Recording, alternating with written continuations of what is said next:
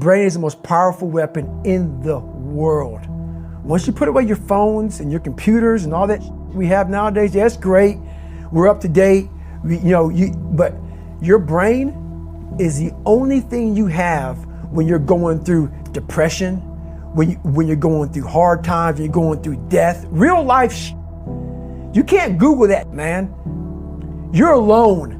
You're alone. You may have a shrink you're going to, you may have a best friend you're going to, but there's 24 hours in the day where you're alone in this brain, and your brain is talking to you in all kinds of ways, and it wants to control you and pull you in these different pockets.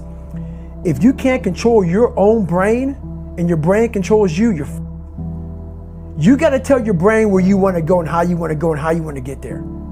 You got to control it. If not, it's over. What existed for me was, okay, man, how am I going to make this work? And all I knew back then was hard work. The only way anything gets accomplished. That's all I heard back in those days. You got to work hard. You got to work hard. I'm not getting I can't get this paragraph. I can't remember what the f***'s in this paragraph to pass this test to get in the military. Read again. Still not getting it. Read again. But if you're not getting it, write it out. And that's how I started learning. Okay, well, I got to write out everything I do. And then write it out again and write it out again. And guess what happened? I got it. I can't swim. I'm negative buoyant. Go back again. I can't swim. Go back again. Go back again. Go back again.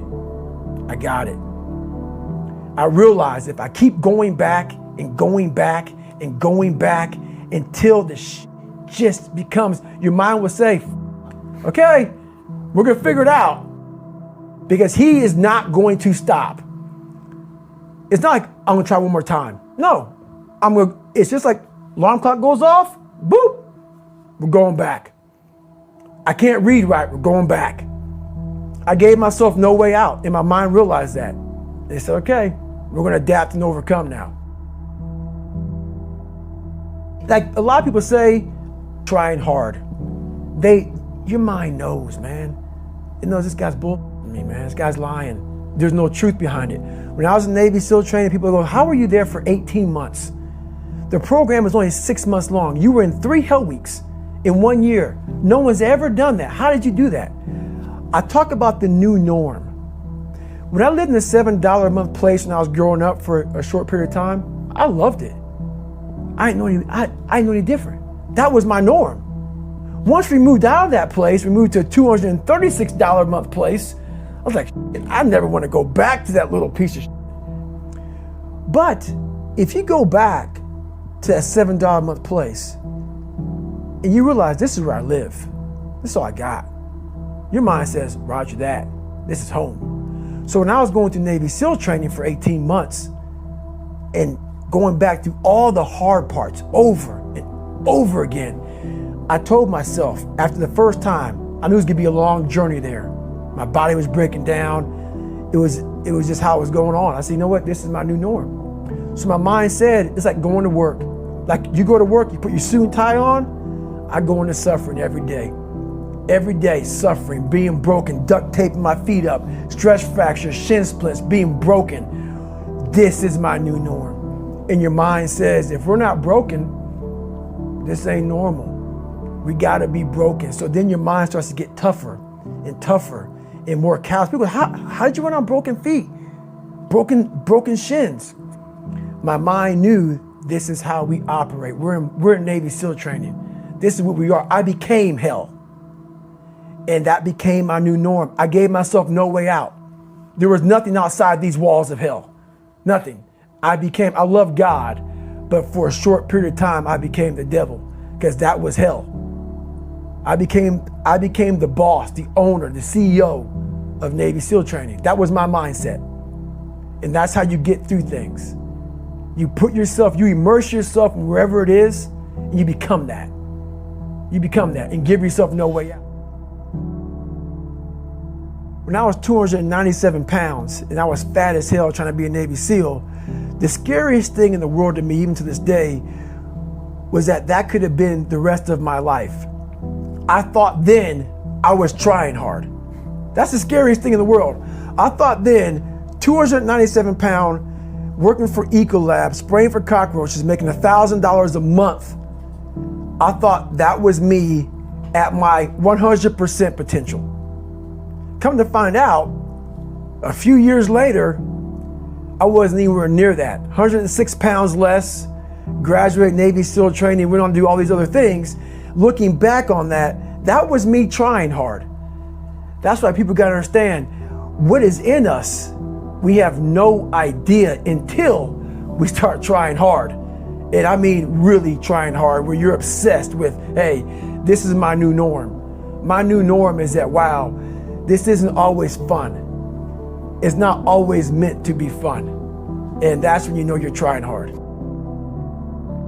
People hear my story and think this guy is sadistic. I realized how the brain works. I figured out how the brain works. I'm a scared kid, and that's what gives me so much power. I had no foundation, and I built this off of just researching the mind. The feeling you get is basically invincibility. You realize that you can't do it all the time. When you need to do it, I know I can go to a place that I can live in. And when you know that you can run on broken legs and you can do certain things that a lot of people can do, but they're not willing to do, this power, this sympathetic nervous system of fight or flight, and you're fighting, it gives you this charge of energy of when you're sitting there at 3:30, 4 o'clock in the morning and you're duct taping your feet up because they're broken, and you're doing it by yourself, and you're going through arguably one of the hardest training in the world. And these guys, most of them are healthy, and you're going through it broken, and you're already at a disadvantage, but you're still there. You can feed into that and tap into that for a lot of power. But if you look at it, well, I'm broken, man. I'm not gonna make it. But if you look at it as, man, I'm broken and I'm still here. And I'm fighting, and I'm gonna find a way to get through this because I have no other place to go. It gives you a lot of power. When things start to suck really, really bad, my brain and a lot of people's brain, they don't go to your dad beating you up. Your brain says, we gotta get the out of here. This is miserable. So anger goes away a lot of times when you're suffering because your brain just says, we gotta run. We gotta go. So that anger is not popping up saying, oh, I wanna show them. I wanna show those people. No, there has to be a much deeper. When I say deeper, it has to be down to mineral soil. It has to be down to that nice mineral soil where nothing can burn. You can't burn dirt. So it has to be down that low, that literally is something in you that's at the core of your soul. But you don't find it unless you spend a lot of time with what you want to be in life. I can't give that to you. Right. You can't give it to somebody. When you find your true passion in life, and my passion for me was like, oh, I want to be, I don't give a Navy SEALs, Army, I don't give a shit. I want to serve my country. I want to be someone that I'm proud of. I want to look at myself in the mirror because I was so disappointed. That accountability mirror I talk about, I was so disappointed in what I saw every day. I wanted everybody to love David Goggins. And a lot of people did. I didn't love myself. But I knew a lot of us want to find peace first. So people say, man, you always talk about this suffering and pain and I'm at peace right now because I went through that. Right? You don't find peace first. If you do, Merry Christmas. More power to you. More power to you. I found peace on the opposite end of finding myself. And no one really finds themselves without going through trials, tribulations, suffering, accountability. And accountability is suffering. Being accountable every day for doing right for yourself, for the people next to you, it's miserable. It's hard. So, even the smallest details.